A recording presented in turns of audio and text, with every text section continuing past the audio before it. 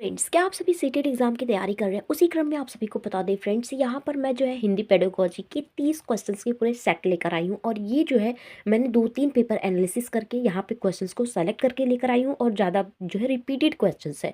और आप सभी को बता दूँ फ्रेंड्स, इसमें कुछ ऐसे भी आप सभी को दिखेंगे जहाँ पर मैंने कल जो नोट्स दिए थे ना, उस नोट्स से भी क्वेश्चंस बने हैं और मैंने उसकी स्क्रीन भी यहाँ पर लगा दिया है, ताकि आप सबको ये पता चल पाए कि हाँ, मैंने जो नोट्स करवाए हैं वो आपके एग्जाम के यहाँ पर देख सकते हैं।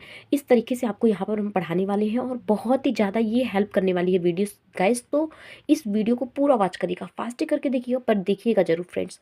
स्टार्ट करते हैं। यहाँ पे सबसे पहले क्वेश्चन की बात करें तो अध्यापक को शिक्षार्थियों और सामग्री पर टेस्ट एवं आकलन का प्रभाव क्या कहलाता है? विधि प्रभाव, भाषा परीक्षण का प्रभाव, कक्षाई प्रभाव या फिर पुनर्बलन? तो फ्रेंड्स, इसका राइट आंसर हो जाएगा पुनर्बलन कहलाता है। ऑप्शन नंबर डी इसका राइट आंसर हो जाएगा। वहीं अगर हम नेक्स्ट क्वेश्चन की बात करें तो विद्यार्थियों को योगात्मक द्विभाषावाद का अनुसरण करना चाहिए क्योंकि यह बच्चे की संस्कृति और भाषा को महत्व देता है। अंग्रेजी शिक्षक को द्वितीय भाषा के रूप में महत्व देता है। नेक्स्ट है कि बच्चे की भाषा को तो समुन्नत करता है परंतु उनकी संस्कृति को नहीं। प्रथम भाषा के विकास में अवरोध पैदा करता है। फ्रेंड्स, अवरोध शब्द जो है वह निगेटिव है यहाँ पे, परंतु शब्द जो है संस्कृति को नहीं, ये भी निगेटिव है।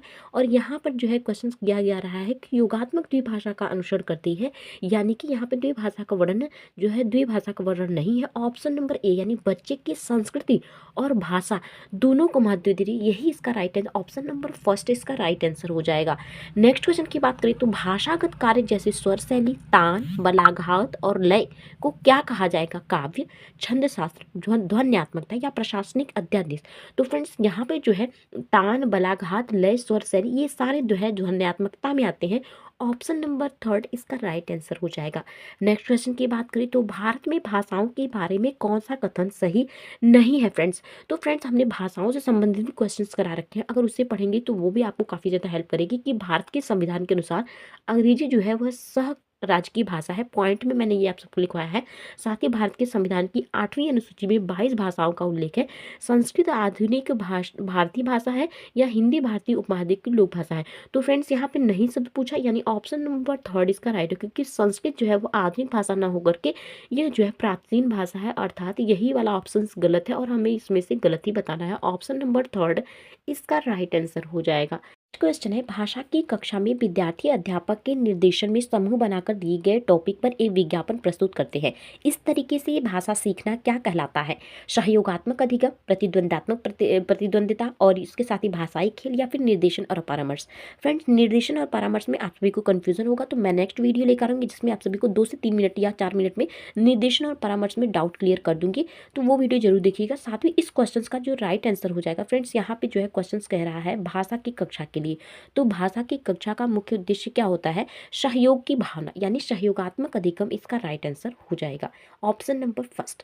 नेक्स्ट क्वेश्चन की बात करें तो एक अध्यापक ने बच्चों को रेस्टोरेंट से जुड़ी शब्द संपदा से परिचित कराने वाला काम दिया। इस पाठ का क्या उद्देश्य होना चाहिए? शिक्षार्थी को कोश विषयक सामग्री से परिचित कराना, व्याकरणिक सामग्री से परिचित कराना, उसके साथ अवकाश के दौरान कही जाने वाली पाठ्य सामग्री से परिचित कराना, उसके साथ ही समालोचनात्मक, ये भी निगेटिव है। तो फ्रेंड्स, यहाँ पे जो 6 वाला है उसका राइट आंसर हो जाएगा ऑप्शन नंबर फर्स्ट, क्योंकि यहाँ पे कोश विषयक सामग्री और यहाँ पर दिया गया है शब्द संपदा, तो कोश और शब्द संपदा सेम है। ऑप्शन नंबर फर्स्ट इसका राइट आंसर हो जाएगा। नेक्स्ट क्वेश्चन की बात करें तो अधिगम का कौन सा मत इस बात में विश्वास रखता है कि मौखिक या अमौखिक भाषा आदत निर्माण की प्रक्रिया के माध्यम से आती है? उपयोगितावादी, व्यवहारवादी, संज्ञानात्मकवादी, अंतःक्रियात्मकवादी? तो फ्रेंड्स, यहाँ पर 4 ऑप्शन दिए गए हैं। 7वें नंबर का जो है राइट आंसर हो जाएगा जो है ऑप्शन नंबर सेकंड, यानी व्यवहारवादी, जिसको बोलते हैं बिहेवियरिस्ट। ठीक है, ऑप्शन नंबर सेकंड इसका राइट आंसर हो जाएगा। नेक्स्ट क्वेश्चन की बात करते हैं, जहाँ पे दिया गया कि किसी भी कहानी का समय और स्थान क्या कहलाता है? थीम, सेटिंग, कथानक या क्लाइमैक्स? तो सेटिंग कहलाता है, ये इंपॉर्टेंट है, आ भी सकता है, आप सभी इन सबसे अपरिचित होंगे तो जान लीजिएगा कि जो कहानी का जो समय स्थान होता है उसको बोलते हैं सेटिंग। ठीक है, नेक्स्ट क्वेश्चन की बात करते हैं कि भाषा की कक्षा में एक अध्यापक ने विद्यार्थियों के एक समूह को ग्राहक, प्रॉपर्टी डीलर, मकान मालिक और किराएदार का अभिनय कराने के लिए कहा और शेष विद्यार्थियों से कहा कि इस अभिनय को देखें और वार्तालाप का आनंद लें। इस गतिविधि को क्या कहा जाएगा? तो यहाँ पे रोल प्ले, ड्रामा, अभिनय की कक्षा या निर्देशन। तो फ्रेंड्स यहाँ पे जो है रोल प्ले की बात की जा रही है, क्योंकि यहाँ पर जो है प्रॉपर्टी डीलर बनना है, मकान मालिक बनेगा बच्चा, किराएदार बनेगा, उनका अभिनय कर रहा है। फ्रेंड्स यहाँ पर अभिनय कर रहा है यानी रोल प्ले कर रहा है, तो ऑप्शन नंबर फर्स्ट इसका राइट आंसर हो जाएगा। नेक्स्ट क्वेश्चन की बात करें तो कक्षा 5 की भाषा अध्यापक अपनी कक्षा में भाषा शिक्षण के लिए प्रतिदिन अनेक प्रकार की सामग्री जैसे कि समाचार पत्र, भोजन तालिका और रेल यात्रा की अनेक प्रकार की सामग्री, यहाँ पर रेल यात्रा की टिकट आदि लेकर आती है। वह अधिगम के लिए क्या कर रही है? वह अधिगम को और अधिक वास्तविक तथा उपयोगी बनाने के लिए प्रामाणिक सामग्री का प्रयोग कर रही है। नेक्स्ट है कि वह अपने विद्यार्थियों को बहुविध भाषाओं को सिखाने में मदद कर रही है। नेक्स्ट है कि वह चाहती है कि उसके विद्यार्थी जीवन की वास्तविक स्थिति से अंग्रेजी सीखे, या फिर वह विद्यार्थी में जागरूकता लाना चाहती है। तो फ्रेंड्स जो है इसका right answer option number first, क्योंकि वह अधिगम को और वास्तविक और उपयोगी बनाने के लिए प्रामाणिक सामग्री जो है प्रयोग कर रही है। ऑप्शन नंबर फर्स्ट इसका राइट आंसर हो जाएगा। नेक्स्ट क्वेश्चन है कि किसी श्रवण से जुड़ी गतिविधि, श्रवण मतलब होता है सुनना, से जुड़ी योजना बनाते समय कौन सा कारक महत्वपूर्ण नहीं है? फ्रेंड्स यहाँ पे निगेटिव चीज बताना है तो उसको ध्यान से सुनिएगा कि रिकॉर्डिंग को थोड़ा सा रोकना, बोलने की गति, वक्ताओं का जेंडर यानी बोलने वाला जो है महिला या पुरुष, इससे हमें कोई मतलब नहीं। तो ऑप्शन नंबर थर्ड इसका राइट आंसर हो जाएगा। ठीक है, नेक्स्ट क्वेश्चन की बात करें तो भाषा में बहुभाषावाद के संदर्भ में अध्यापक के लिए क्या समझना जरूरी है? संप्रेषण से सामाजिक संबद्धता स्थापित होना, अल्पसंख्यक भाषाओं को प्रभुत्वशाली भाषा में मिला देना, विविधता भरे समाज में एक भाषा नीति बनानी चाहिए, या भाषा अस्मिता और संस्कृति या भिन्न भिन्न अस्तित्व रखते हैं। तो फ्रेंड्स यहाँ पर जो है इसका राइट आंसर जो ऑप्शन नंबर फर्स्ट, क्योंकि संप्रेषण से सामाजिक संबद्धता जो है वो स्थापित होती है। ठीक है, नेक्स्ट क्वेश्चन की बात करें, और मैंने आप सबको कहा भी था कि इस टॉपिक्स को अच्छे से कवर करिएगा क्योंकि इससे क्वेश्चंस पूछे जाते हैं। ये रहा क्वेश्चन, ये प्रीवियस ईयर क्वेश्चन पेपर, और ये रहे मेरे नोट्स जो मैंने खुद बना के आप सभी को दिया है। कल के वीडियो आप जब देखिएगा। भाषा की कौन सी कौशल गायक कौशल है? तो गायक कौशल मैंने यहाँ पे आप सभी को बताया श्रवण और पठन। अगर आपने पढ़ा होता तो आप देख सकते थे कि श्रवण कौशल में जो है ग्राह्यात्मक कौशल में जो है श्रवण और पठन आता है, तो यही आपका हो जाएगा उत्पादक कौशल, अभिव्यक्तात्मक कौशल, जिसमें बोलना और लिखना दोनों आ जाता है। नेक्स्ट कि श्रवण में क्या शामिल है?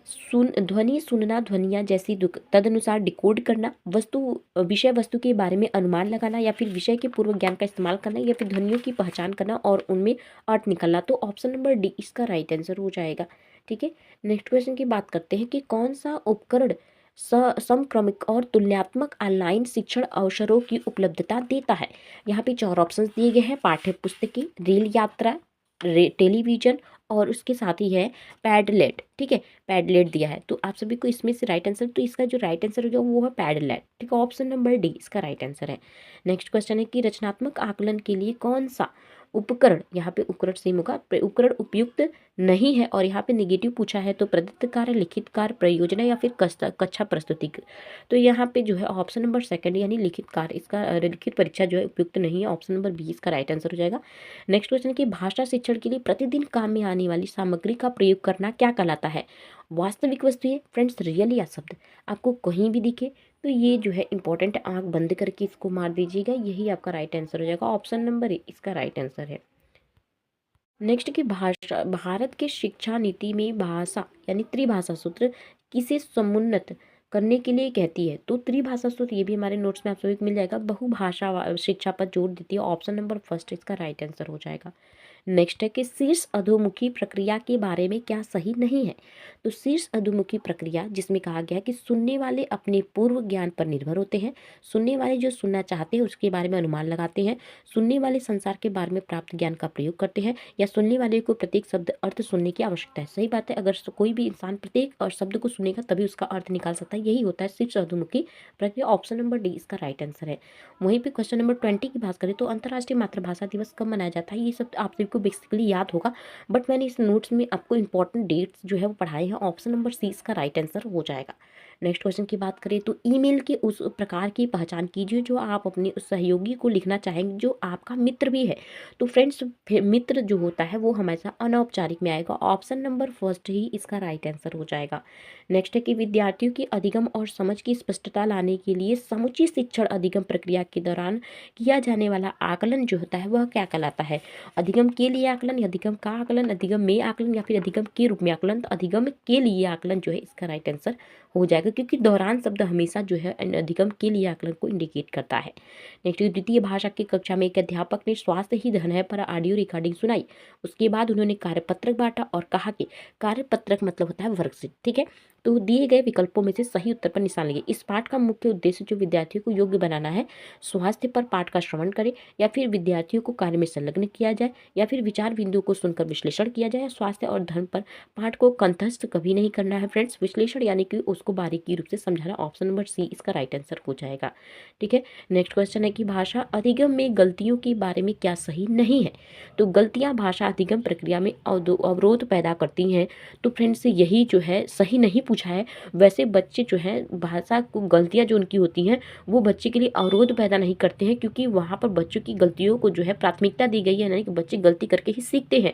तो यही ऑप्शन गलत हो जाएगा। ऑप्शन नंबर फर्स्ट इसका राइट आंसर हो जाएगा। नेक्स्ट क्वेश्चन की बात करें तो भाषा में शिक्षा में रचनात्मकता क्या है। रचनात्मकता क्या होता है, तो इसमें जो होता है बच्चे खुले अंत वाले कक्षाएं पद्धति कार्य जिनकी विभिन्न व्याख्याएं हो सकती हैं और विभिन्न प्रकार उत्तर जो है वह निकाल सकते हैं। ऑप्शन नंबर फर्स्ट इसका राइट आंसर हो जाएगा। नेक्स्ट क्वेश्चन की बात करें तो शिक्षार्थियों को समृद्ध भाषाई परिवेश मिलना चाहिए और गलतियां इस बात का साक्ष्य है कि अधिगम हो रहा है, यह किसके द्वारा अनुशंसित है। तो व्यवहारवादी, संज्ञानात्मकवादी, मानवतावादी या फिर मनोविश्लेषणवादी।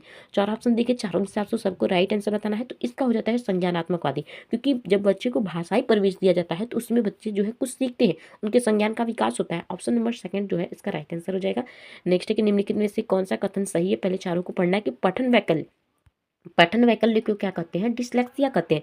ये तो राइट है। नेक्स्ट है कि लेखन वैकल्य डिस्प्रैक्सिया, ये गलत है फ्रेंड्स, ठीक है। उसके साथ ही पठन लेखन में डिस्कैलकुलिया, इनमें से कोई नहीं। ऑप्शन नंबर फर्स्ट इसका राइट आंसर हो जाएगा। नेक्स्ट क्वेश्चन है कि सरकारी विद्यालय में के अध्यापिका रीता 7वीं कक्षा के विद्यार्थियों को अपनी अंग्रेजी पढ़ने के लिए दृश्य उपकरण और भाषा खेल खिलाती है। रीता शिक्षण के लिए सिद्धांत का अनुपालन कर रही है। स्वाभाविक प्रक्रिया का सिद्धांत, या अभ्यास और आदत निर्माण का सिद्धांत, अभिप्रेरणा रुचि का सिद्धांत, या जीवन से संबद्धता का सिद्धांत। सिद्धांत से भी क्वेश्चंस काफी भर के पूछे जाते हैं। अभिप्रेरित हो रही है बच्ची जो है यहाँ पर दृश्य उपकरण और भाषा खेल खिलाती है, इस जिससे वह अभिप्रेरित होकर के उस चीज को सीख रही। तो अभिप्रेरित यानी अभिप्रेरणा रुचि का सिद्धांत। ऑप्शन नंबर सी इसका राइट आंसर हो जाएगा। नेक्स्ट है कि उस लघु कथा को क्या कहेंगे जिसमें पात्र पशु है और नैतिक मूल्यों का उभारते हैं। पात्र जो है वो पशु है, तो फ्रेंड्स जब पशु जगत की बात की जा रही है तो इसका राइट आंसर हो जाएगा जंतु कथा, यानी इसको बोलते हैं फेबल, ठीक है। इसको क्या बोलते हैं, फेबल। अगर फेबल भी दे दिया तो इसका राइट आंसर हो जाएगा फेबल, ठीक है। फेबल भी आप लिख लीजिएगा या याद कर लीजिएगा कि फेबल होता क्या है। एक पॉइंट आप सभी का ये भी होता है कि सीखने का जो है पहला क्रम क्या कहलाता है। तो सुबोपली हमने आप सबको बताया भी है और उसके साथ ही हमने यहाँ पे जो है लिख भी रखा है अपनी नोट्स में। यहाँ पे सुनना, बोलना, पढ़ना, लिखना, यहाँ पे अगर क्रम पूछ देगा तो आप आसानी से कर सकते हैं अगर क्वेश्चन को सॉल्व किए रहेंगे तो ये रहे कुछ आपके टॉपिक्स जो एग्जाम के लिए काफ़ी इंपॉर्टेंट थे और मैंने इसको सेलेक्टेड क्वेश्चन में लेकर के आई थी ताकि आपको सभी को हेल्प मिल सके। और उम्मीद करते हैं कि आप सभी को मेरा ये सेशन पसंद आया होगा और इसमें कुछ भी त्रुटि हो तो उसके लिए हमें क्षमा करिएगा और उसके साथ ही अपने प्यार बरसाए रखिएगा ताकि नेक्स्ट वीडियो हमारा और भी अच्छा हो। नेक्स्ट वीडियो जो होगा वो हमारा जो है उपचारात्मक और निदानात्मक कौशल पे होगा, तो उस वीडियो को भी जरूर देखिएगा और उसके साथ ही आपको जो भी डाउट्स हो वो हमें ज़रूर बताइएगा ताकि आप सभी के डाउट्स को भी क्लियर किया जा सके। एग्जाम के लिए से रिलेटेड कोई परेशानी हो तो कमेंट जरूर करिएगा, उसको भी डाउट्स को क्लियर करेंगे। मिलते हैं, बाय बाय।